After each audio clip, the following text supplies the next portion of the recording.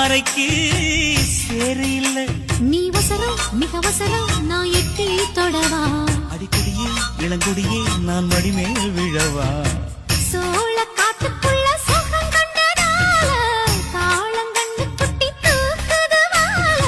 மாமனுக்கு தாங்கவில்லை, இனி மாறாப்புக்கு வேலை இல்லை. மூணு முழம் மல்லியப்பூ உன்ன முட்டக்கண்ணால் பாக்குறதோ, முட்டக்கண்ண